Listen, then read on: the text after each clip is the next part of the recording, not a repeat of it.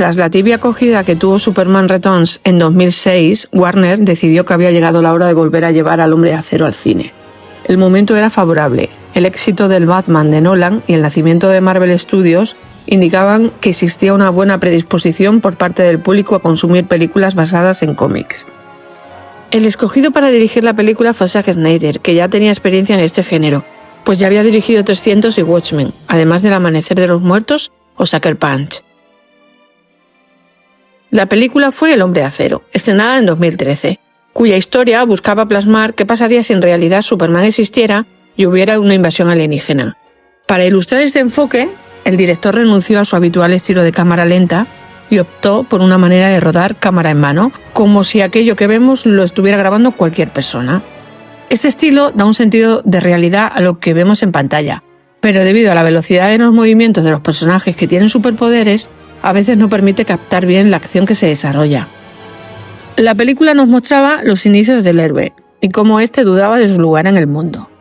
La recepción del film no fue todo lo buena que se esperaba y dividió a público y crítica, entre los que quedaron entusiasmados por esta manera de presentar al Hombre de Acero y los que no entendieron a un Superman taciturno y que llegaba a matar al villano. La taquilla fue de $670 millones y aunque la cantidad fue muy estimable, resultó obvio que Warner Bros. Esperaba más, pues estaban convencidos que llegarían a recaudar una cifra cercana a los 1.000 millones. Cuando se esperaba el anuncio de una secuela, Warner Bros. Dio la sorpresa y Zack Snyder se presentó en una Comic Con para anunciar una película de Superman y Batman. A priori parecían grandes noticias. Poco a poco se supo que esa película sería la antesala de una película de la Liga de la Justicia y que en ella Wonder Woman tendría un papel importante. Y así, en 2016 se estrenó Batman vs Superman, El Amanecer de la Justicia. Si la anterior fue controvertida, esta la superó. La crítica la machacó y el público se polarizó aún mucho más.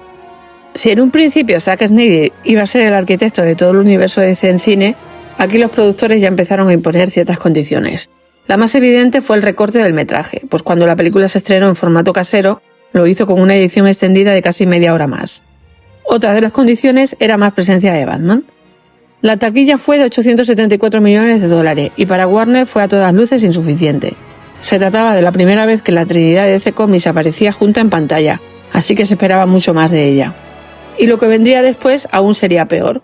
Con el comienzo del rodaje de la Liga de la Justicia, Warner pidió más humor y que los recién nombrados responsables de las películas de DC Comics, Geoff Johns y John Byrne, supervisaran el rodaje.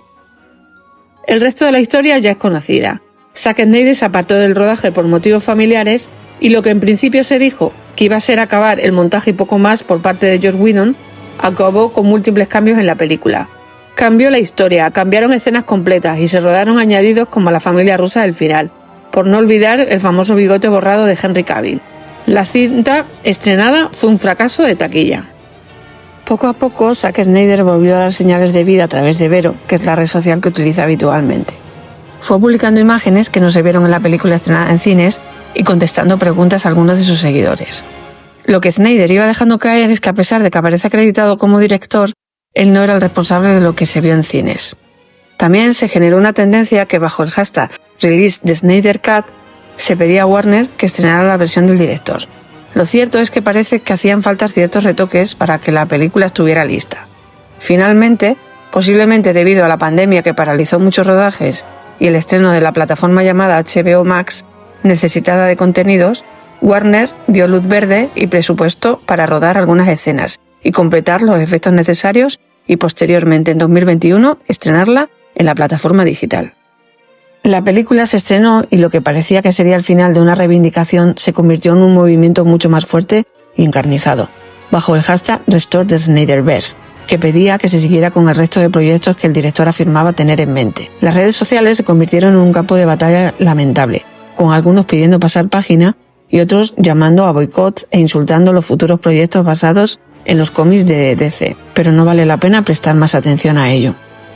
La etapa de Snyder nos deja con unas películas que ofrecen una visión muy particular de los personajes, alejadas de las versiones más clásicas y que una parte de los fans abrazó con entusiasmo, mientras otra parte no sintió que aquellos personajes fueran con los que ellos habían crecido.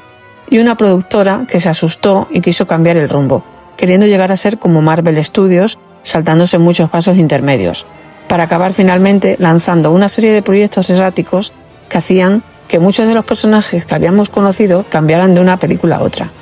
Los ejemplos más claros los podíamos ver en Wonder Woman y Aquaman, que parecen personajes totalmente diferentes en sus primeras películas, pertenecientes a la era de Snyder, y sus secuelas, cuando Snyder ya había sido claramente apartado, pese a conservar el crédito de productor ejecutivo.